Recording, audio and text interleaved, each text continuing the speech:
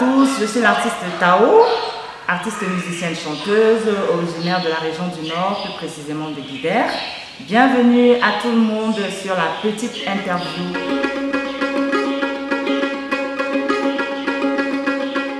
Tao, reine du Sahel, styliste, modéliste à ses heures perdues.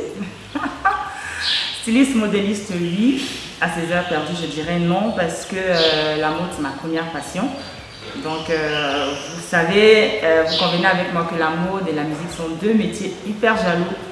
Ce qui fait que la musique a empiété le pas un peu sur la mode ces derniers temps. C'est parce que je voudrais d'abord asseoir ce projet musical-là, qu'elle a été mise un peu en veilleuse. Mais je compte réactiver parce que c'est une passion qui ne mourra jamais, c'est toujours en moi.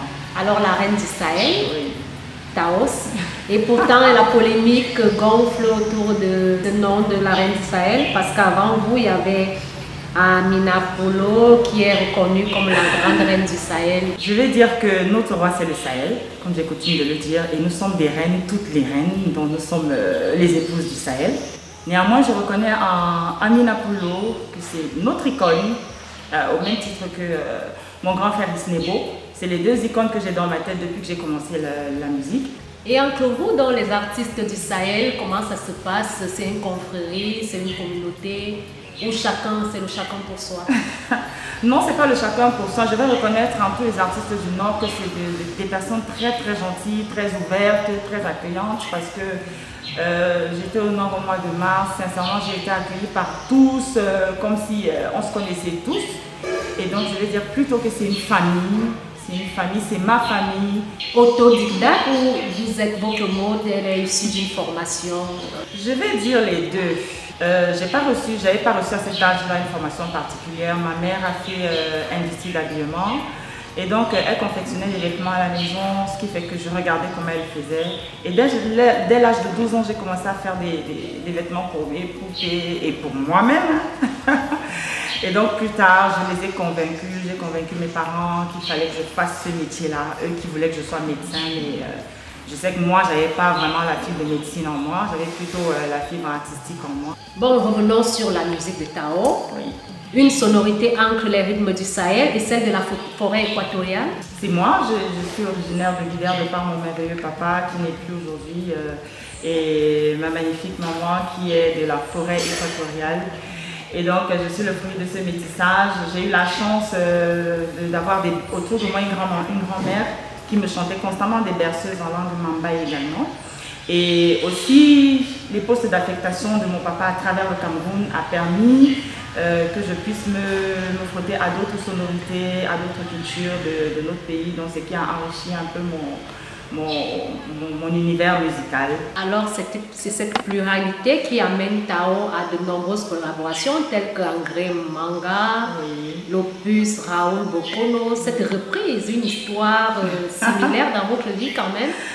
Je vais dire non, pas dans ma vie, dans celle de ma mère, oui. Raoul Bokono, je commence par dire que André Manga, Tao, en fait c'est une grande histoire d'amour qu'il y a eu entre nous trois, qui a été construite autour d'une autre histoire très triste, celle de la disparition de ce petit garçon Raoul Bokono, décédé en France des suites de noyade. Je vais commencer par dire que c'est une œuvre originale de Mida Douglas, ce grand ex-sociétaire de groupe Kassav, qui m'a donné le quitus de refaire sa chanson. Et si je vous dis scène du Sahel, qu'est-ce que ça vous évoque à vous, Tao? Scène du Sahel, non. Scène d'ébène, peut-être. Ah oui, scène d'ébène. Alors, scène d'ébène, c'est une partie de ma carrière. C'est une belle expérience pour la jeune artiste que j'étais. Scène d'ébène, ce sont mes premières scènes à l'international. Scène d'ébène, ce sont mes premiers pas dans les grands festivals dans le monde. Le festival de Massa, Visa for Music, Gabon Music Expo. Tao, c'est aussi une promotrice de festivals également. Exactement. Alors, je suis promotrice de 2 festivals à travers mon association Saréami.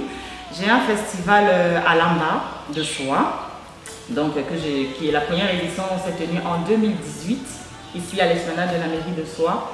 La deuxième édition devrait se tenir en 2020, malheureusement, avec Dame Covid qui s'est invitée à la fête. Tao, c'est aussi votre collaboration avec Modinama. Oui.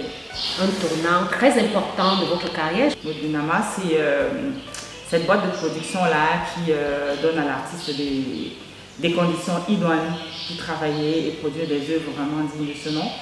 Donc, à mon actif aujourd'hui, je suis à 5 titres avec un vidéogramme avec Modinama. On a un projet de faire un album de 12 titres. Maintenant, Tao, si elle se projetait dans 20 ans? Assez loin, j'ai des icônes comme, j'ai des modèles comme Myriam Makeba, j'ai des modèles comme Angélique Kidjo, Oumou Sangaré, Is Nebo. Donc j'aimerais, je me vois comme eux dans 20 ans.